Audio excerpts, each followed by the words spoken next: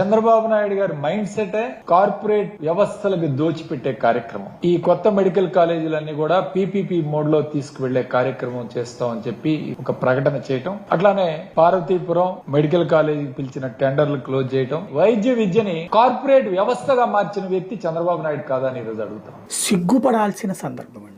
ఎందుకంటే ఎవడన్నా బుద్ధి బుర్రా ఉన్నవాడు మెడికల్ కాలేజీ పెడతానంటే కాలేజీ పెట్టద్దనేవాడు ఎవడండి? సన్నాసి కాకపోతే. అరే ఉక్రెయిన్ వెళ్ళి చదువుకుంటున్నారని మన పిల్లలు దేనికోసం? ఇక్కడ సీట్లు దక్కక అట్లా మెడికల్ కాలేజీ అక్కర్లేదు పొమ్మని చెప్తున్నామంటే 5 కాలేజీలు ఏమనాలి మనం? అదేమంటే బిల్డింగ్ లో గొట్టం సరిగ్గా పెట్టలేదు, పైపు సరిగ్గా సెట్ చేయలేదు, లైట్ సరిగ్గా బిగించలేదు, చెయ్యి నువ్వు అడుక్కుదన్నాను గవర్నమెంట్. ఎందుకున్నది ఎందుకు నిన్ను? ఆఫ్టర్ ఆల్ ఒక్కొక్క కాలేజీకి ఒక 250 కోట్లు ఖర్చు పెట్టలేవా? అదేం వృధా కాదే. గొప్పగా ప్రతి దరిద్రాన్ని గొప్ప ఫోకస్ చేసే దిక్కుమాలిన మీడియా లేదా మేధావులని చెప్పుకునేటటువంటి వాడు నిజమైన కష్టం వచ్చినప్పుడు మాట్లాడు. రాజకీయ పార్టీల కోసం మాత్రం మాట్లాడే దరిద్రం ఆంధ్రాకి మాత్రమే పట్టినటువంటి శాపం.